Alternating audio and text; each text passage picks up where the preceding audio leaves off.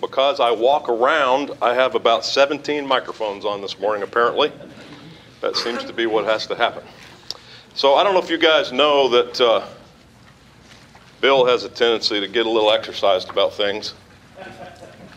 I was in Ireland for the last week or so, and Bill knew I was going to be flying back from Ireland, and he was worried to death about it because the airlines mess it all up. So he sent me a text in the middle of the night in Ireland. I'm just really worried about this trip you're on, and keep me posted. I said, keep you posted? It's 3 in the morning. Leave me alone.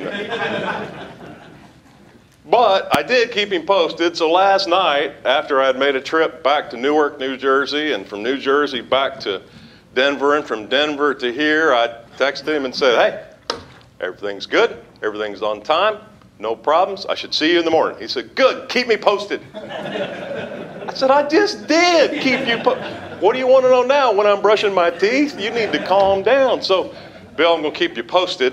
I'm here. And we have begun on time. I am happy to be here. I enjoy this. I certainly think more than you'll enjoy hearing me talk about it. But I've been excited about this topic since they gave this to me.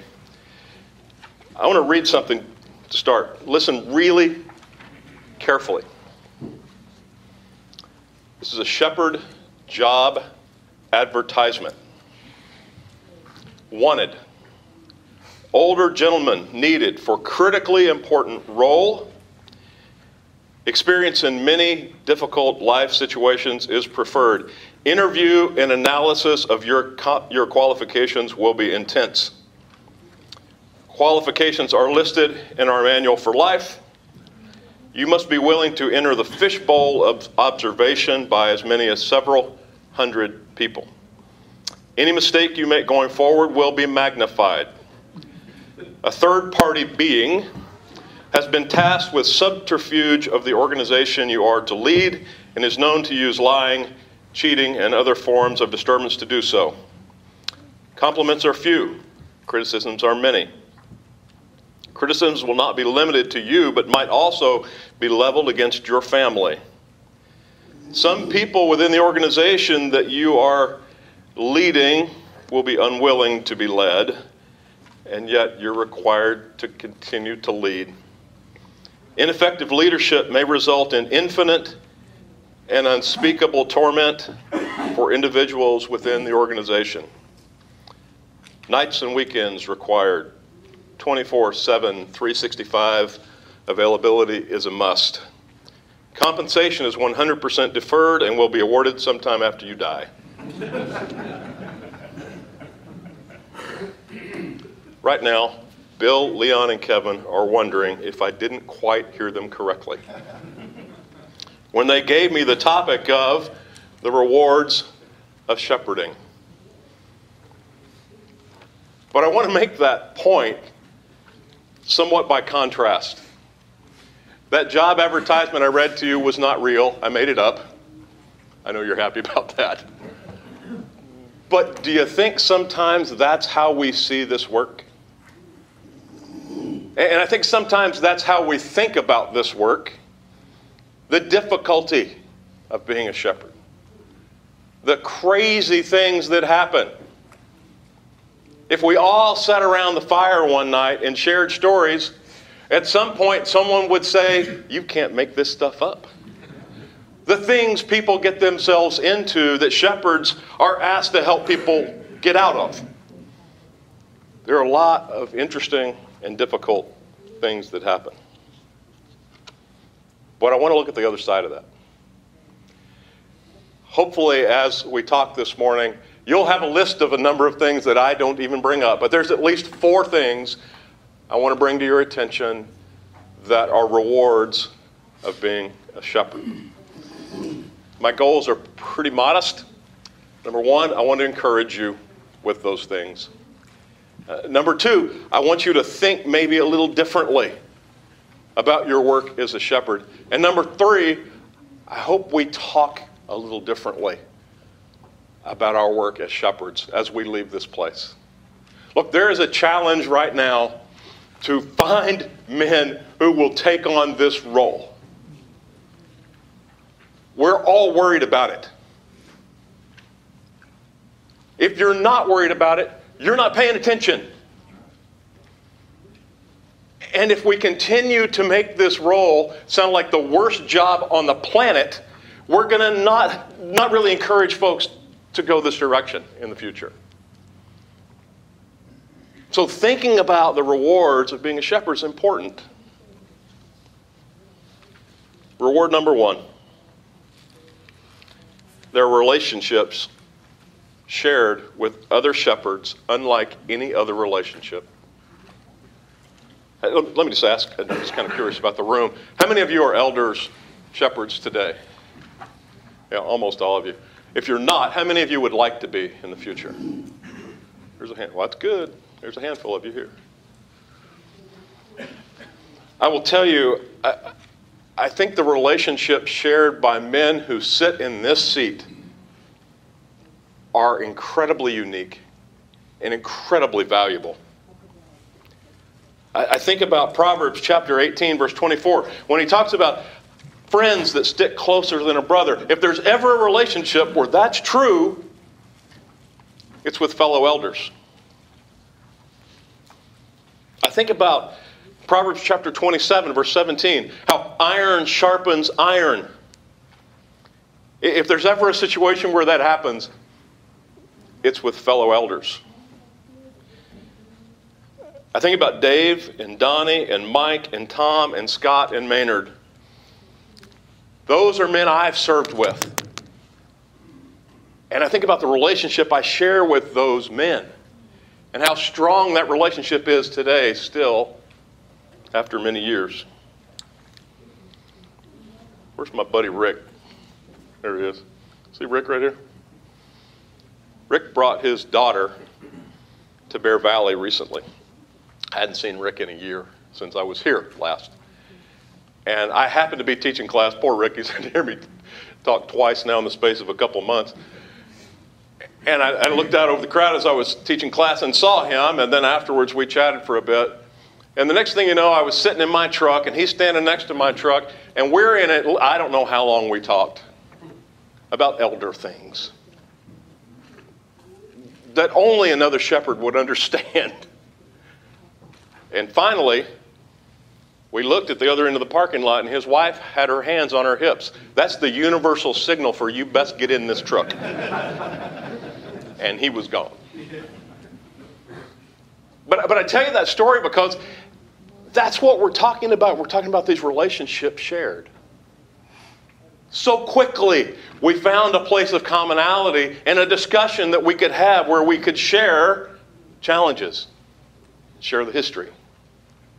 Oh, a number of years ago, I was on a job, a construction site, and there was a guy in a track hoe. You know what a track hoe is. He was a big track hoe, and he was trying to expose a fiber optic cable that was about that big around. If you know anything about fiber optics, if it's that big around, it probably would take out half the city, right? That's a big fiber optic cable. And he's exposing this fiber optic cable with a track hoe. It was like he was using a spoon. That line was exposed. He cut under it. He lifted it up nicely. They put 2x4s on it, held it up so it wouldn't be. And I thought, that's unbelievable. I've never seen anybody handle a machine like that. It just so happened, the gentleman that was with me watching this was a guy named Justin Stewart. Justin worked for me for 20 years. He started out as an equipment operator, best equipment operator I ever knew. He was now vice president of the company. Justin was such a good equipment operator. We had an equipment rodeo every year. And it always made the guys crazy. They're out there working with a piece of equipment all day, every day. Justin hasn't done it in years. He's been walking around in a coat and tie for a long time now. But Justin would jump in that piece of equipment with his nice $300 leather dress shoes on, and they'd tape a spoon to the end of the track hoe, and he would pick up golf balls and put them in a 5-gallon bucket with it. And the guys would just look at him and think, how does he do that? So it was interesting, as we're watching this gentleman uncover this line, I'm just in awe of how he's doing it. He and Justin have a conversation afterwards that's completely different than the one I might have, because they had this shared experience. They understood technically how hard it was, what he was doing. And they had a discussion about track hose that I couldn't even have a conversation about with them. I just kind of stood there. But those sorts of things shared are what create relationships. Now, I think about why that happens. I think there's some reasons why those relationships are as strong as they are. First thing I would tell you is this. There are shared goals that shepherds have. There is a shared goal of not only getting yourself to heaven, but hopefully everybody who's walked through that door of your congregation. That's a great, great goal. Goals like that are galvanizing. Goals like that are so impacting that it begins to create bonds with those shepherds. Because every time you meet and have a conversation, every time you attend a service, every time you meet with a member who has a challenge, that's the goal. So those shared goals are important. Another reason I think that these relationships become as strong as they become is there's a shared pressure. Hebrews chapter 13, verse 17 is one of the most frightening verses in Scripture for an elder. The first part is the only part you ever listen to if you're not a shepherd. This is the job of the congregation that's what we preach, right? The last part of that verse is the frightening part. As those who will give an account. That's pressure. And I think it's important for us to acknowledge the fact that that's pressure. It doesn't do us any good to minimize it or talk around it, because that's real pressure. It's not insurmountable pressure, but it's certainly pressure. I'm not a welder, but I find the idea of welding interesting. There's a type of welding, some of you are probably welders, or have welded enough to understand this certainly better than I do. Solid state welding is a little different. The type of welding I did when I was a kid was where you just melted the metal, and I had the ugliest welds ever, and I never thought they'd ever hold because they were the biggest mess. But solid state welding's a little different. It's either friction, it's ultrasonic, it's explosion, it's forge welding, all those types of things. And it's a combination of heat, pressure, and time. When you combine those three things, you create a weld that in many cases is stronger than the native materials that were put together. And the interesting thing is, the way that weld works, there are no meltdowns. Those materials are not completely melted.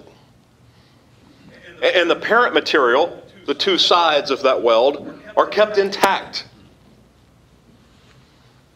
And interestingly enough, one of the reasons it's used so often is that that's a good way to take dissimilar materials, put them together. Well, doesn't that describe what an eldership is? There's value in the individual materials. And we certainly want to maintain that value, although we're working together.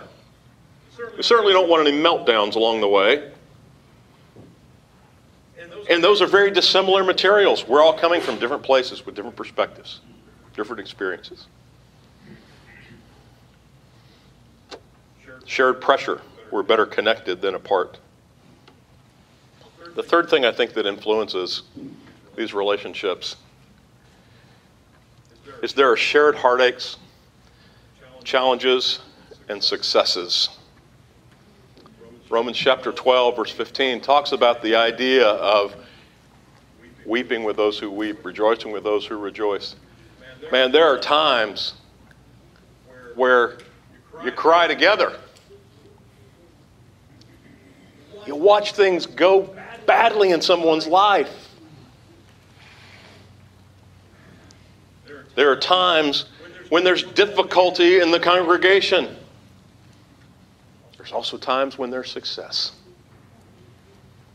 There's times when somebody that you thought would never accept Christ walks down the aisle. There's times when somebody you haven't seen for 2 years comes in the door. Those are all the sorts of things. Those things we share that help create relationships with other shepherds. Second thing. Another great reward of shepherding. Our relationship and our reliance on God deepens and increases. How many of you were elders during the first round of COVID? So I served with a gentleman some of you may know, a guy named Dave Chamberlain. Dave's in his 80s. And I used to tease Dave and I said, Dave, this was not in the elder book before you brought us into this. And he would laugh. Those were uncharted times. It was actually, I found this somewhat encouraging. I would think to myself, there are elderships all over the country having the same conversations we were having. What in the world were we going to do about this? This is crazy. There's no manual. There's no precedent. Unless you go back to the Black Death, that's a little far back. How are we going to handle this? And in some places it's harder than others. Frankly, I would tell you in Oklahoma, you probably have a little easier time. Where Bear Valley is located in Denver, it's in the city and county of Denver. The city and county of Denver was like Seattle in their reaction. Our members, almost none of them live in the city and county of Denver. So we were required to do a lot of things that the city and county would make us do. And our members were thinking, this is crazy. Why are we doing all this? And then we had conversations about, well, as long as we're not, the city and county is not making us do something against God's rules, then we have to follow it. You guys probably had some similar conversations. Those are challenging times. And the reliance that we had on God through all of that just continued to increase.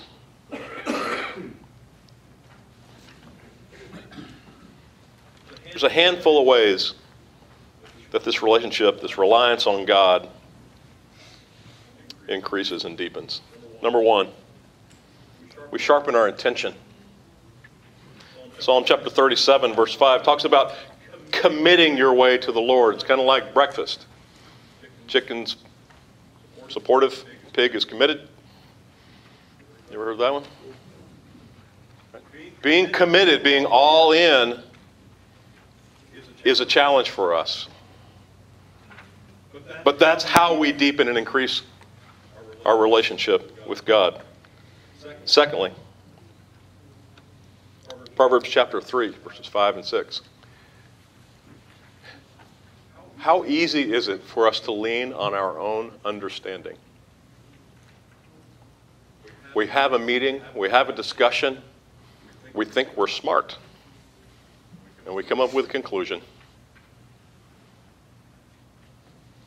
But the writer in Proverbs says, don't lean on your own understanding. And that's a real hard thing. There's certainly some ego, I think, that's involved in that. And really, that's a lot about what this whole point really is. This relationship, this reliance on God, deepening and increasing, is about us getting over ourselves. We also build our patience. We build our patience. I don't know about you, but I am not a very patient person. I used to work on it. I quit. I was getting nowhere. Psalms chapter 27, 13 and 14 talks about this idea. David says of waiting on the Lord. You don't understand. We need to do something about it right now. Well, that may or may not be God's time. I have an Alexa at my house. You guys have Alexa? Alexa is hooked up to everything in my house. It kind of makes me nervous sometimes, but I usually just try to not think about it. But Alexa, the other day, I sat down at my desk in my house. I was doing some work, and Alexa starts flashing yellow. I said, Alexa, do you have something to tell me? She says, yes. Your printer is low on black ink. Would you like me to order another one? I said, yes, Alexa, thank you. And she did. 2 hours later, ink showed up at my door. That's crazy.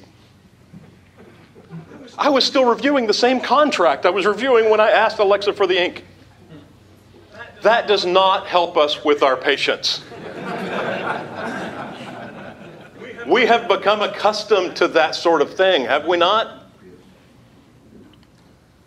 God doesn't necessarily work in the same time frames we're used to. Building our patience and waiting on God with this, the way that the writer phrases it is really this confident expectation. It's not just sitting around wringing our hands. We're waiting because we know God will be there. Deepens our relationship. We also need to reinforce our humility. 1 Peter chapter 5, 6 through 7 says, to humble ourselves. Cast our care on Him. Did you reach the end of yourself during the COVID situation? I mean, how quickly do you arrive at this point where you say, we just don't know what to do? That's a freeing moment. Don't let it frighten us. That's the point where God can use us. When we say, I don't know.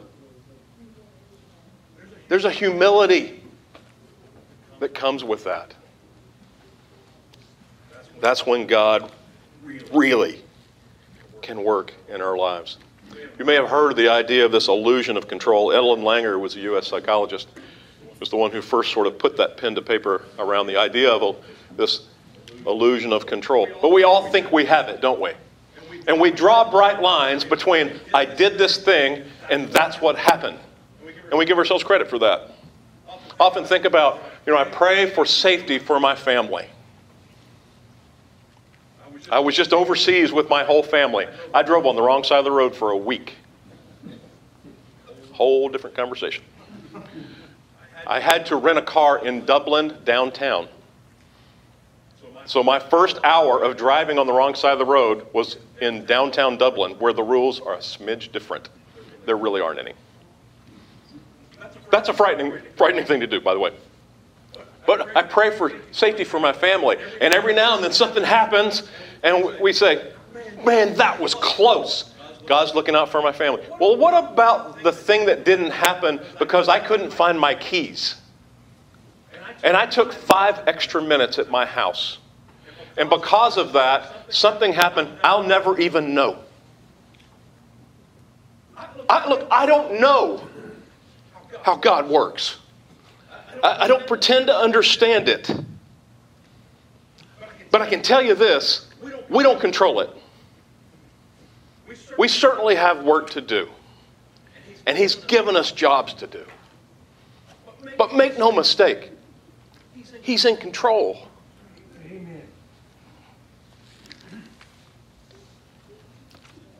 We also have to surrender our perspective to God.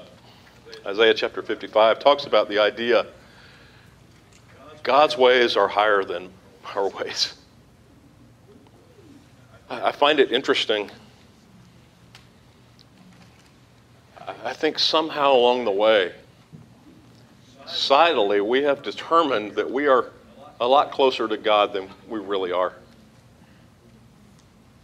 And the chasm of difference between who God is and who we are is huge. It's immeasurable. And our perspective is certainly not God's. And His way of thinking, His degree of holiness is so much more than we could ever imagine. And understanding that helps us understand the idea of giving up. Of giving up our perspective and taking on God's.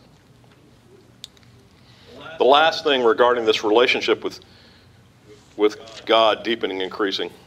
Ephesians chapter 6, verse 18.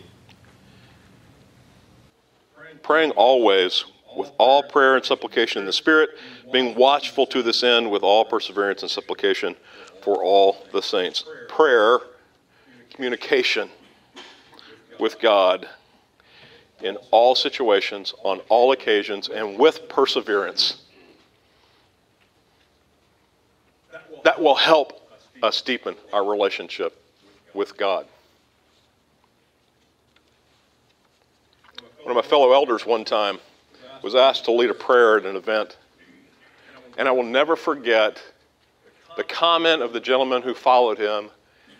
And he said, you can, and I don't remember exactly how he phrased it, but he basically said, you can tell that elder has a relationship with God by the way he prayed. And he was right. It was obviously a continuing conversation that my friend Mike was having with God at the moment. He probably already had 3 that day.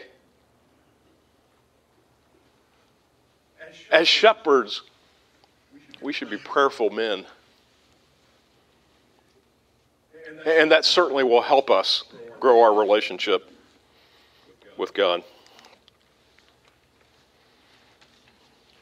The third reward of being a shepherd.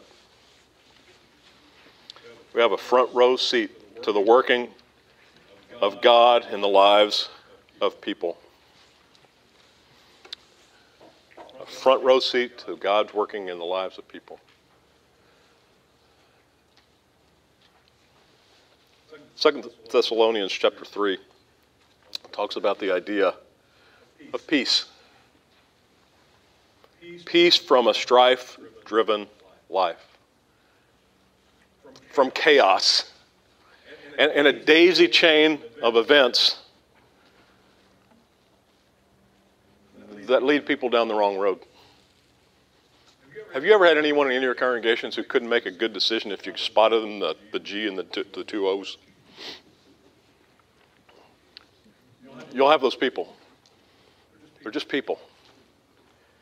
And oftentimes they've gotten themselves into difficult situations, and you can look at their situation and you think, seriously? At what point did you think that was a good idea? And if that wasn't a good idea, then why in the world was this a good idea? And then why was this? And interestingly enough, some of those people gain peace when they decide to follow Christ. That's powerful as a shepherd. To see the history of bad decisions and craziness and difficulty converted to a peaceful life in Christ. It's a young lady that attends church where I attend. She came to Christ just because she wanted to figure it out. Her mother had a history of bad decisions. And guess what? She recently came to Christ. And watching that transformation is powerful. A front seat to God working in the lives of people. James chapter 1, verse 17 talks about these good things given from God that can be accessed and accepted. And it's a beautiful thing to watch that happen in people's lives. I always find it very encouraging to have a conversation with a member who says, with surprise on their face, God really has blessed me. Yeah. Isn't that fantastic? But that realization that you see is rewarding as a shepherd. Jeremiah chapter 29 and Hebrews chapter 12 talk about hope in a future. It talks about removing the weight of sin. I'm not very fast. I've never been that fast. I can't imagine doing that. Why in the world, right? But I've often thought it would kind of be cool to run with a parachute, because once you took it off for the first time, I'd kind of feel fast. But I think that's the idea of this weight of sin. It constantly pulls us back, and we don't recognize it until all of a sudden it's gone. And seeing that happen in the lives of other Christians is fascinating and encouraging. Shepherds, you can take some juice from that. When somebody drops the parachute of sin. Romans chapter 8, verse 28. The idea that all things work together for good for them that love God is real. It's real. And we always want to couch it in these terms. Well, it doesn't mean there's not difficulty. Yeah, I get that. But it's real. And the more perspective we have on what really matters, the more we begin to understand verse 28 in Romans chapter 8.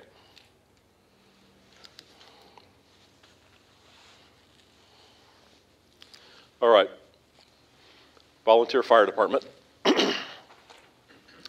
Bill, your job in the volunteer fire department is to drive the truck. I don't know why we did that, but your job is to drive the truck. Leon, your job is to run the hose. Kevin, your job is to handle the axe. That's a really bad idea, but that's your job, okay? So let's review. Bill, what's your job? Drive the truck. Leon? Handle the hose. Use the axe. Wrong. What's your job? Put out the fire. You're all fired.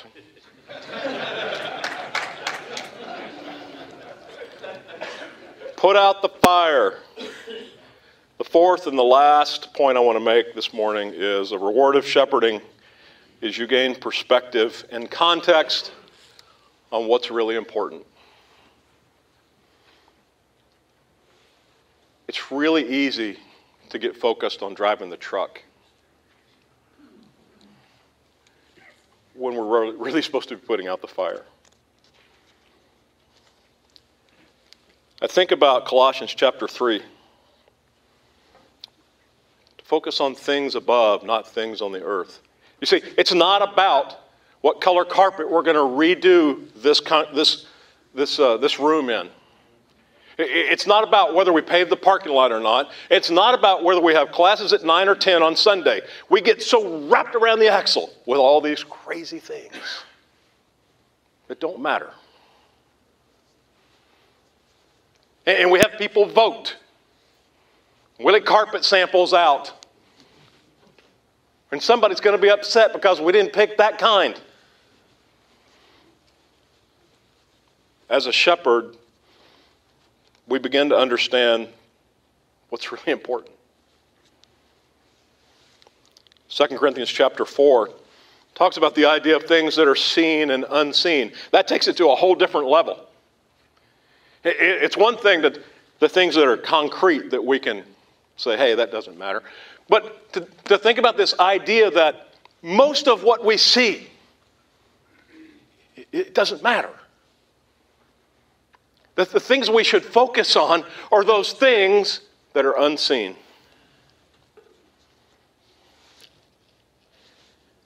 First Peter chapter 1, verses 13 through 15 talks about the old and the new man. We were the old man, we're now the new man. And I think that's really a question of governance. Who governs our lives? I saw an article recently I thought was really good.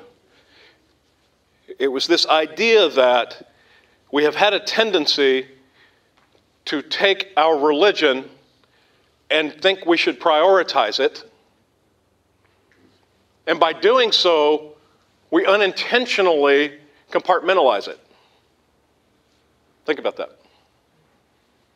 We say, oh, well, Saturday I should be doing this, but I'm going to prioritize and I'm going to come to this seminar, right? That's how we think about it. And the idea behind this whole perspective thing is it all is for God's glory. All of it, everything we do, everything we touch, everything we say, everywhere we go, all the things that we're involved in, all of that is for God's glory. It's not a question of compartmentalization. And when we are a new man and we're governed by God, we begin to see things in that way. Luke chapter 17, starting in verse 11. Now it happened as he went to Jerusalem and he passed through the midst of Samaria and Galilee. Then as he entered a certain village, there met him 10 men who were lepers, who stood afar off. And they lifted up their voices and said, Jesus, Master, have mercy on us. So when he saw them, he said to them, go show yourselves to the priest. And so it was that as they went, they were cleansed. And one of them, when he saw that he was healed, returned, and with a loud voice glorified God, and fell down on his face at his feet, giving him thanks, and he was a Samaritan. So Jesus, there's a whole different story there we'll talk about maybe another day, but not today. And Jesus answered and said, were there not 10 cleansed? But where are the 9? Were there not any found who returned to give glory to God except this foreigner? Simple thankfulness is really critical. Simple thankfulness is a perspective that we as shepherds should have. That's what's really important. Reflection. Understanding where we were. Understanding where we are today. Knowing the difference in what really matters and what doesn't. Romans chapter 8, once again, verse 18. There's a discussion there around suffering and heaven and the relativity of those two things. There's an acknowledgement there is suffering, but guess what? In context, it is nothing compared to heaven.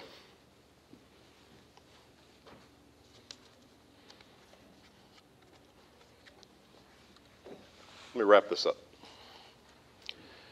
Look, there are lots of reasons, lots of motivations for taking on the role of a shepherd in the Lord's church. Some of them are good, some maybe not as good. Maybe there's guilt, maybe a sense of duty. It could be something as simple as just seeing the need, observing that, and needing to fill it. It could be desiring to make a difference. It could be ego. Lots of reasons why one might be a shepherd. But there's no reasons any better than the desire to create lifelong and invaluable relationships with other shepherds, to deepen your relationship with God in a unique way, to reach the end of yourself, to watch God work in people's lives by creating blessings and peace, and to gain perspective on what matters in this life and the next. I just want to encourage you this morning to do the work. Don't let the difficulty of the job discourage you. Those of you who are considering being shepherds, keep preparing yourself for that work. It's a work that you will be rewarded for more times over than you can imagine. The rewards of shepherding are great. Thank you.